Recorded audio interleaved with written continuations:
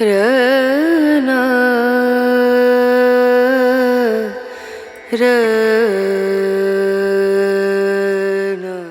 G'day Dosto! Welcome to Desified Dish. My name is Reiko.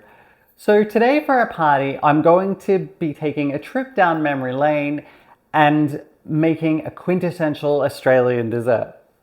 I speak of course of lamingtons, or as we call them in my house, lammies.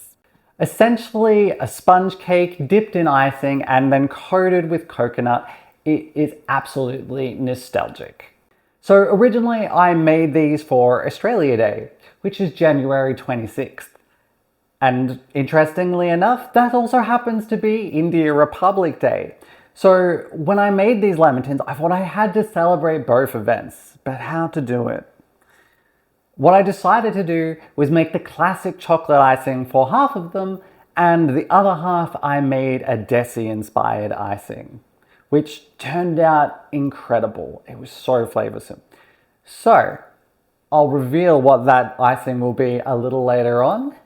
And I also actually made an illustration to celebrate the coming together of these two amazing cultures for myself. So, chalo, let's cue the music and get to baking. Okay, so to begin, we're going to need a piece of baking paper and a 24cm Lamington pan. Actually, for lamingtons this time. I'm just going to lightly spray the corners with some canola oil to prevent any possibility of sticking.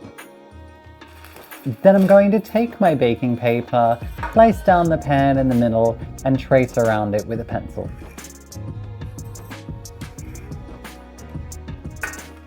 Then I'm going to take my scissors and I'm just going to be cutting slits in each corner. Like we did with the besan barfi, we're going to be making some lift out sides to make this much easier to get out of the pan. Alright, so it should look like this. So now for a little bit of origami, I'm going to fold each of my lift out sides along the pencil line. And now we'll fit the paper into our oiled pan, like a glove. I usually like to also fold out the tops a little bit just to keep them out of the way when I eventually pour the batter in. And there we go, pan prepped. Let's move on. Next I'm going to grab a medium-sized bowl and my flour sifter. Into my sifter I'm going to measure out 1 3/4 cups of white flour or maida and 3.5 teaspoons of baking powder. And you probably guessed the next step, sift it good. Now onto the wet stuff. Into my second bowl I have 125 grams of unsalted butter that's been softened. To this I'm going to add half a teaspoon of vanilla extract and 1 cup of caster or superfine sugar. Now I'm going to put together my electric mixer because we're going to be using this to beat the butter and the sugar until it's light and fluffy. Before we get to the creaming of the butter though, it's probably a good idea at this point to preheat our oven. So 160 degrees Celsius fan forced or 180 degrees for a normal oven. Okay, back to the creaming. I'm using my electric beaters on medium speed and we're just waiting to get to a nice light and fluffy sort of texture. Yeah, that looks pretty good. Now I'm going to add my first egg, and then again using my electric beaters, we're going to beat the batter until it goes smooth. And then deja vu with the other 2 eggs. By this point you should be seeing that the batter is super smooth. Now we're going to pour in half of our flour mixture. And in this case we're going to be using a spatula to carefully fold the mixture in, rather than beating. We're folding because we don't want to introduce too much air into the mixture. Because if we do, will result in a hard lammy, and nobody likes a hard lammy.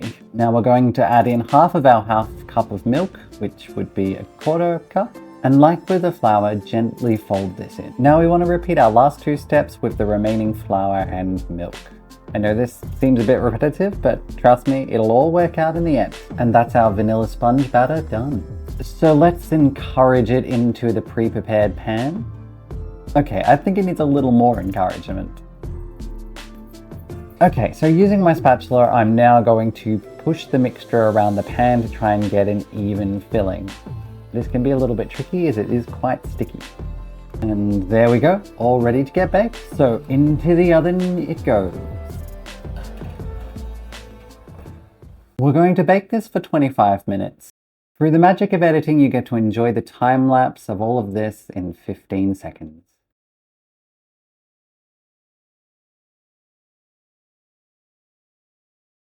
Before we take it out, we better just check that it's fully cooked. So I'm going to insert a skewer into the middle, and if it comes out clear, we should be all good. Perfect!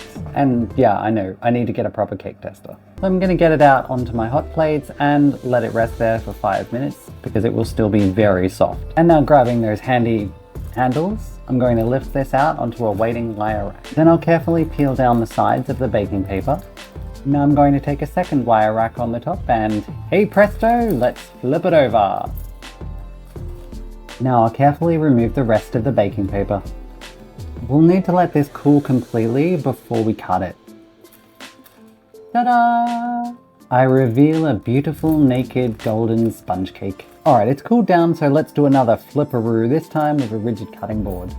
Then taking a long knife, I'm going to divide the cake into 4 pieces and then into another 4 pieces. So we'll have 16 square lammies. And let's have a look at that cross section. As you can see, it's beautifully soft and spongy. Alright, let's move things along. One of the hardest parts of icing the lamingtons is trying to ice this soft sponge. So we're going to do a bit of a cheat method and we're going to actually stick these in the freezer for 1 to 1.5 hours to make them nice and hard on the outside and easier to ice. So into the freezer they go, and I'll see you in an hour.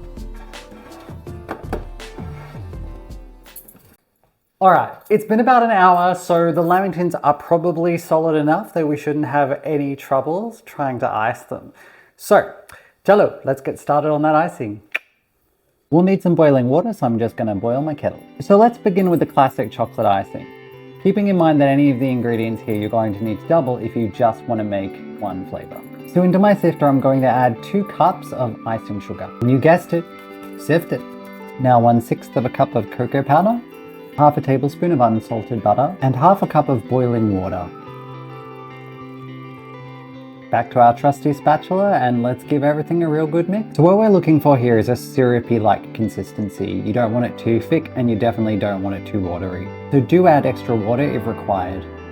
This is perfect. So I've also prepared a plate full of desiccated coconut, so we're good, let's ice. So I'm going to take out one of my frozen lammy squares and dip it into the icing. And then using the power of the forks, we're going to maneuver the lamington around to make sure it's completely covered. From there we want to drain away any excess icing by lifting up the lammy and just letting it drip off. Transfer to the fluffy coconut bed, again using the forks to maneuver the lammy around to make sure the whole thing is coated in coconut. And here's our first appropriately dressed lammy. Go ahead and transfer to a wire rack to set while we work on the other 15. And here comes the last of the chocolate. Now onto my Desi icing. If you guessed that saffron was involved, judging from the colour in the thumbnail, you'd be right. I also showed off the other ingredient in the Desi icing while I was making the chocolate. Let me know in the comments if you figured it out. So we're going to start by adding 2 tablespoons of milk to a small heat-proof bowl. Microwave for 20 to 30 seconds. Now I'm going to take my cute little mortar and pestle and add to it a generous pinch of saffron strands. Now I'm going to grind the strands until we have a fine powder. This is going to help them release their colour. Now I'm going to pour the saffron strands into our warm milk and leave this for 10 minutes to infuse. Yeah, that's right, another repetition. Once again, adding 2 cups of icing sugar into my sifter and sifting it good. Into our now sifted icing, I'm going to add 1 teaspoon of rose water. And our now infused saffron milk, which has become such a beautiful yellow at this point, as well as 1/4 of a cup of boiling water. Mix with your spatula, and once again, we're looking for that lovely syrupy consistency. The rest of the process here is now virtually identical to that of the chocolate icing.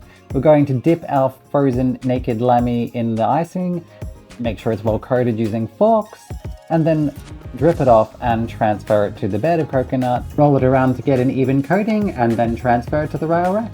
Oh, but also, here's a closer look. Repeat with the remaining 7 lammies. Ah, the satisfaction of adding that last lammy to the wire rack. A job well done. Resist eating them right now as they'll still be quite hard. Leave them to rest for about an hour. Alright, we're back and the cooking is done. So I present to you Lammies in 2 flavours. So in the dark and brooding brown, we have classic chocolate. And in the vibrant yellow, we have saffron and rose. I can mainly smell the coconut and the saffron is probably the two strongest smells emanating from them, but I'm sure they're going to taste very different. So let's have a taste, shall we?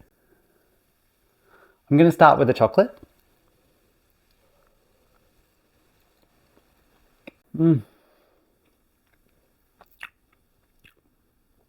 Oh, it's so good.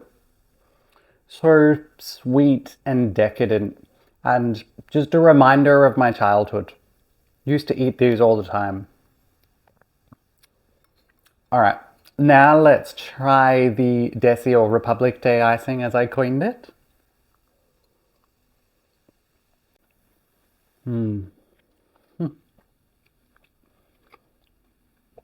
Oh, okay. The Desi one is definitely the winner. It has that lovely saffron flavor and this just really bright sort of tone with the rose water. Oh, they are both incredible, but definitely the Desi one is my favorite. And okay, I might be a little bit biased. Just before I go, I thought I'd show you the illustration that I crafted for Australia/India Republic Day. It's essentially a celebration of these two cultures that mean so much to me. My amazing home and Desi culture, which has had such a big impact on my life. It was so fun to create this and find ways to mix Australian and Indian iconography together. Let me know in the comments what you find. You can check out more info and background on this artwork in my alter ego, Reiko Ellis Art on Instagram, or Recreation on Kara or Facebook. I'll also leave a link in the description.